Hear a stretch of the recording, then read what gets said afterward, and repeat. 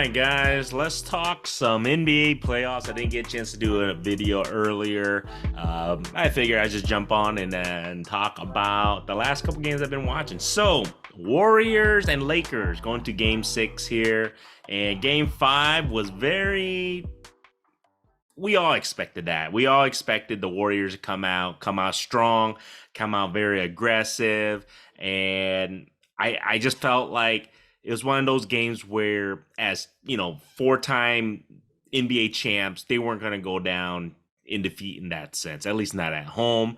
And there you guys go. They won game 5. And then on top of that, I felt like the Warriors pretty much controlled the whole game. And gotta give credit, dude. Lakers didn't just fold and give up. They were fighting, clawing. LeBron was definitely trying, and then AD obviously got hurt at the end. We'll talk about that in a little bit too. But Steph was Steph, man. He took over the control of the game. I think he scored. There was like a 5-minute spurt where Steph was like, look, these guys got close to like 11, 9 points. They kept breaking the lead because they were up by like 17 at one point in the third and fourth quarter. But then Steph just kind of took over and he just ran with it and made sure they did not take the foot off of the gas and they, make sure they at least get game 6. So Steph had like 27 points, 8 assists, amazing game. It wasn't like a stat crazy game for him, but he maintained control of the game. His threes, he wasn't that great shooting for 3. I think he was like 3 for 11. And he controlled the game. The biggest guy who stepped up, the two guys obviously were Andrew Wiggins and Mr. Draymond Green himself. I mean, Draymond had 20 points. That's freaking rare beyond rare right there. I think he had a double-double. I think he had like 10 rebounds or something like that. And then Wiggins had 25. So great contribution from him. I'm hoping we can see more of that from Andrew Wiggins, more of driving in and finishing, because he's been struggling with his jump shot. He's been struggling a little bit, even finishing at the rim. So it's nice to see him finish a little bit better today, yesterday on the game, and just kind of be that athletic ability that the Warriors needed. Once again, Steph Curry in that pick and roll is working tremendously against, Anthony Davis, and I think that's going to be their recipe to win game 6. They're going to have to use that pick and roll. Steph is going to have Steph. And the biggest thing is Clay. We need big game. We need Clay game 6, man. We need this, man. We need Clay because he has been broke like a motherfucker. He's been broke. He's not shooting very well. He's not playing very well. I think he was like 3 for 12 or 13 or some shit like that. He's taken some ill-advised shots, so we need Clay. I think he barely had 10 points. We need him to step up. We need big game 6 Clay.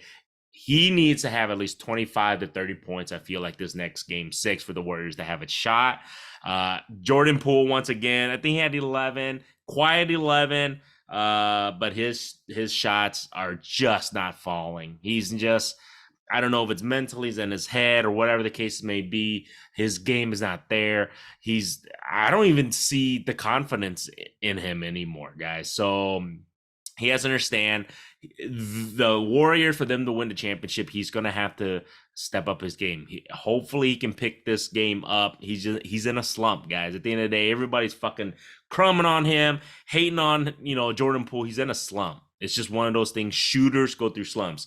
I mean, it's nothing more you can say about that. He's in a shooting slump right now. However, if he can take care of the ball, that's the biggest thing, is that he has to make sure there's no turnovers. I don't think he had any turnovers in game 5.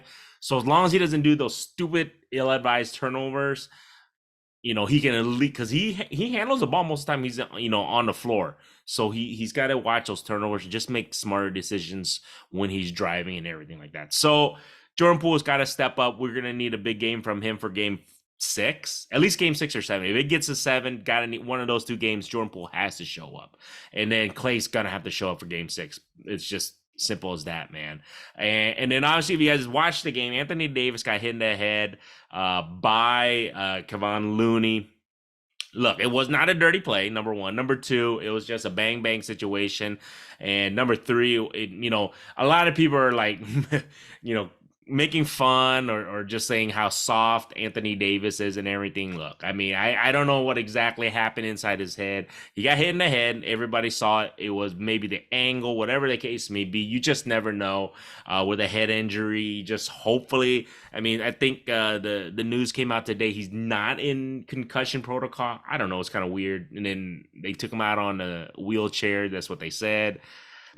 I don't know, man. Whatever the case may be, most likely, I'm about 90 something percent sure he's gonna play in Game 6. I mean, he's not gonna want to not be there for Game 6. That's for damn sure. He's not gonna ever hear the end of it if not. So, I'm excited to see how Game 6 turns out. Like I said, this is just one victory. The Warriors win, 121-106.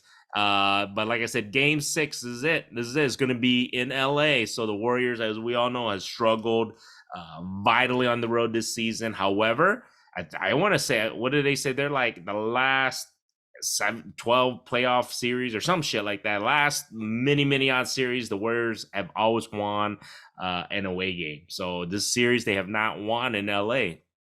Could definitely use that win on the series on Friday. So here we go. Go Dubs. Hopefully the Warriors, like I said, Steph shows up. Hopefully Clay shows up, and then they bring it home for Game 7. It'll be a super exciting Game 7 in San Francisco if that happens. So go Dubs, baby. Now, the second game I want to talk about just ended recently. I was just watching it, and looks like gonna have a Game 7. Boston Celtics 76ers. If you guys didn't watch that game, it was a clunker. It's not very offensive. Let's just say that. It's one of those. They're both those teams, 76ers and Celtics, are very defensive-oriented teams, so they're really good on that. So it was 95-86. The final score on that. And if you didn't watch it, the 76ers had that game, guys. They should have closed at home. The 76ers had that game.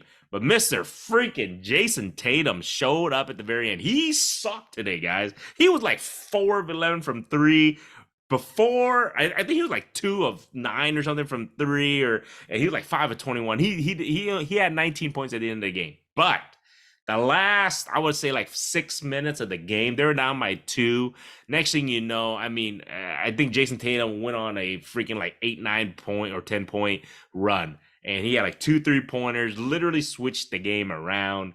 And that's what big stars do. So it was nice to see a star like him, a quiet star in a sense, show up at the right time, because their season was done. Their season was on the line, and he showed up to take it to a Game 7 in Boston. So I'm gonna have to, you know what? I think I'm gonna bet on that one. So I'll stay tuned. I'll do a video on that bets on that one, because I most likely will take Boston on that, because I think at home they're just gonna be too tough to beat. And Jason Tatum, and I can't see him having another bad game. And I think, you know, Jaylen Brown should be able to step up a little bit too. So it's gonna be interesting to see this Game 7. Obviously, the 2 best team in the East.